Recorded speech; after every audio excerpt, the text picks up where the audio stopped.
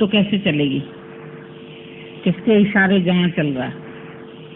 लेकिन वो ज्योत इधर आती है छन छन, कभी कभी कभी कभी साकार में आती है, तो हम साकार से पूरा फायदा ले ले, पूरा जीवन बना ले, ऐसे नहीं कि अधूरे रह जाए।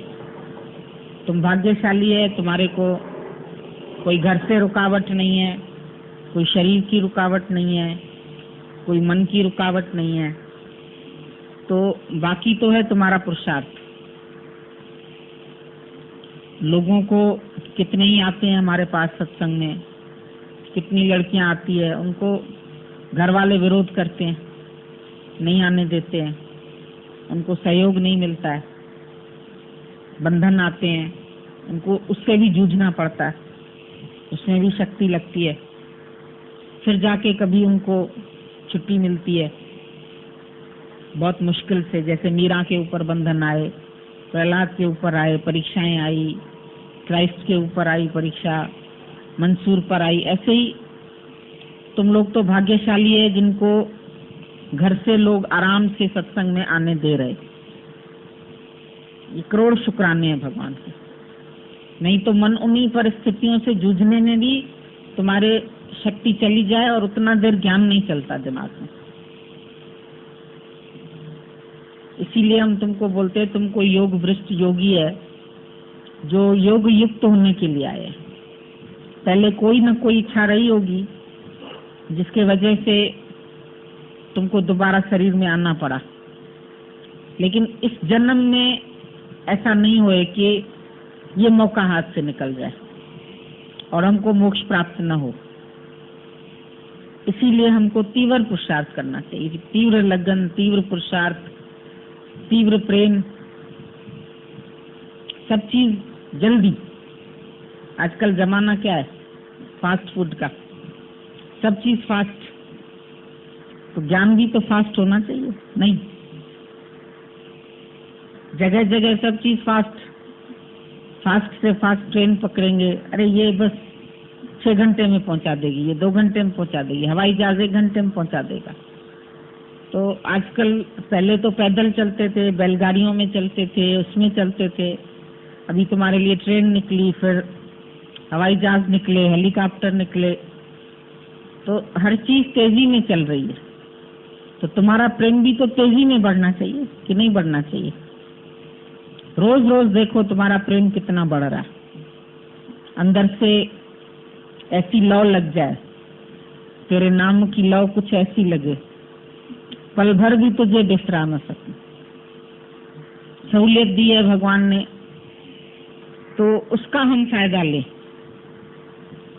जो ये फायदा नहीं लेता है वो फिर आगे, अगर इस पद पे जो नर चुके वो आए जाए दुख पाएगा।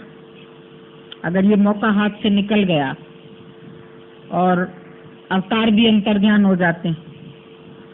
आज समझो जिस समय गीता भगवान का शरीर था, उस समय अगर इतनी तीव्र लगन नहीं रखी होती या इतना तीव्र पुरुषार्थ नहीं होता, तो आज शायद रोना पड़ता कि वो तो विलीन हो गए अपने स्वरूप में, तो हमको ये राह कौन दिखाता। लेकिन अगर हमने उसी समय का फायदा ले लिया, उसको गंवाया नहीं, तो दिल में कोई पश्चाताप नहीं है। हमारे ऊपर भी कोई घर के बंधन नहीं थे, सहयोग था घर वालों का, बल्कि ये तो बोलती थी ज्यादा से ज्यादा सत्संग में जाओ, गुरु की ओर जाओ, गुरु का कार्य करो, तो हेल्प मिली घर वालों की भी।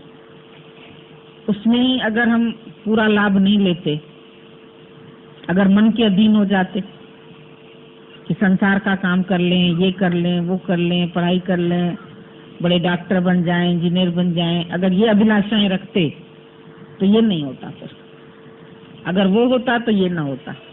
ये जीवन जो अब बनी ये नहीं बनती, और सोचते ही रह जाते, फिर पता नहीं कहाँ पहुँचते, उसके बाद तो मालूम नहीं कहाँ पहुँचते और समय हाथ से निकल जाता। ये तो नहीं मालूम था कि 50 साल की उम्र में भी कोई इतनी जल्दी जा सकता है। ऐसे तो आधार हम भी रख सकते थे कि अभी तो बहुत दिन भगवान का शरीर होगा, बहुत दिन के बाद फिर चले जाएंगे, पहले माया के कार्य पूरे कर लें, पहले नौकरी कर लें, पढ़ाई कर लें, संसार के फर्ज धर्म कर लें, तो एक न एक दिन चले जाएंगे गुरु के पास। तो वो आलस हो जाता। लेकिन गुरु की भी इतनी कृपा रही, उन्होंने भी खींचा, उन्होंने भी अपनी शरण में रखा, अपना ज्ञान दिया, पात्र समझा। ये सब रहमत थी गुरु की।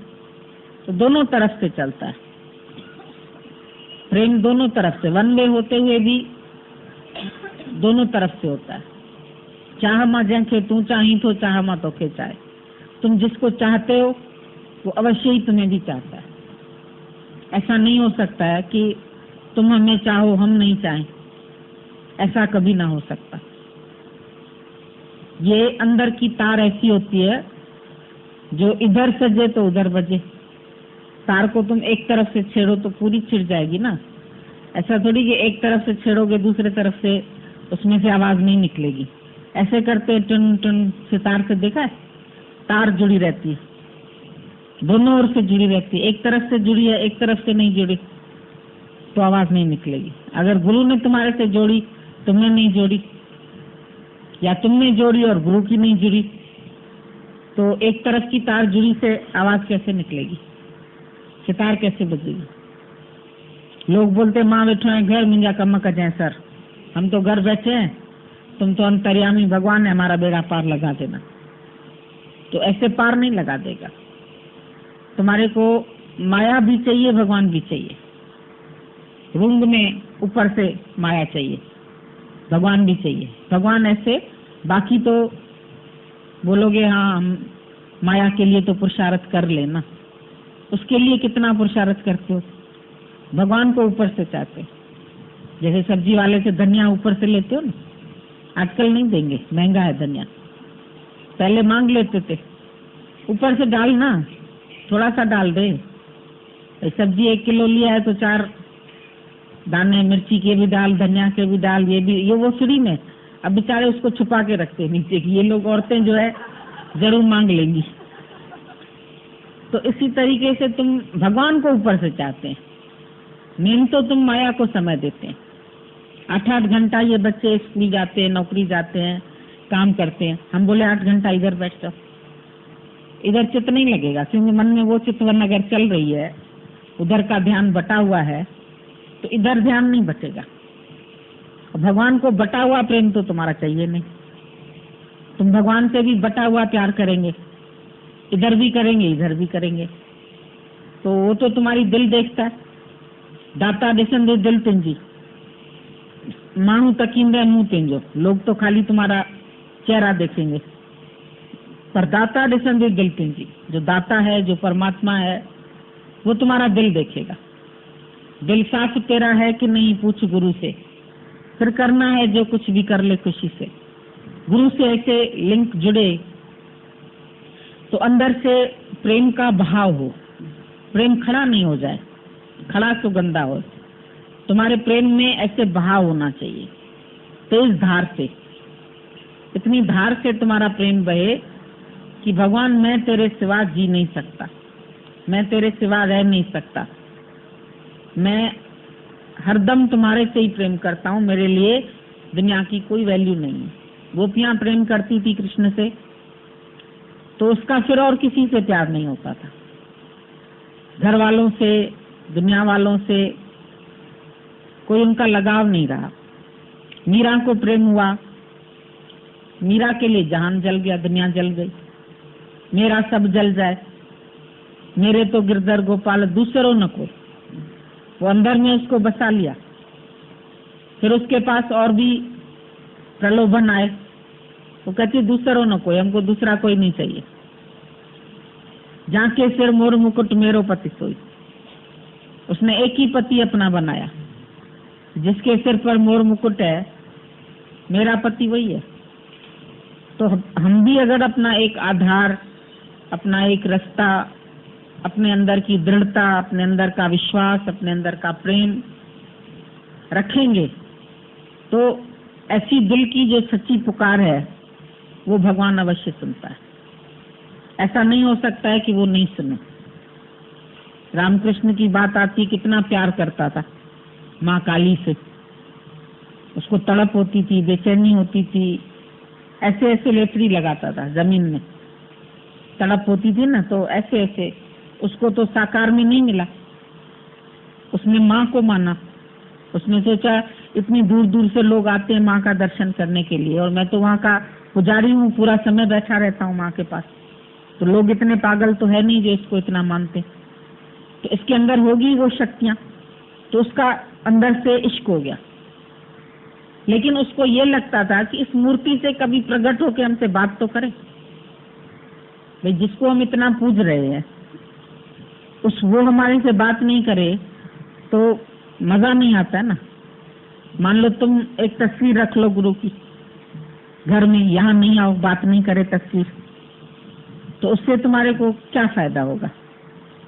तड़प होगी, अच्छा लगेगा, फोटो रखा है, कोई पूछेगा किसका है, तुम बोल देंगे भाई हाँ हमारे गुरु जी का है, लेकिन वो तुम्हारा दिल थोड़ी बहला सकती है।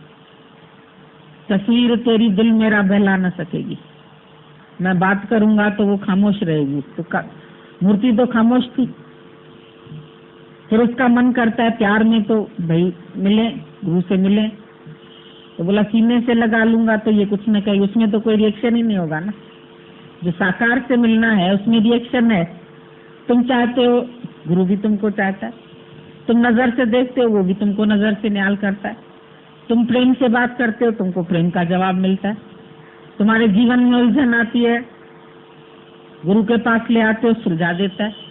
लेकिन एक मूर्ति में विश्वास रखना बड़ा कठिन प्रेम था, एक तरफा प्रेम था। जैसे मीरा को भी मूर्ति में मिला तो एक तरफा हुआ ना, उसको रिटर्न नहीं मिलता। फिर वो अपने से ही बात करती थी पूरा समय, जैसे कृष्ण उसके अंदर प्रकट हो गया, उसी से वो बातें करती रहती थी। लोग सोचते थे किसी पुरुष से बात कर रही, लेकिन वो गिरधर से अंदर ही अंदर बात करती। उनके लिए ये विडंबना थी, नहीं मिला साकार में।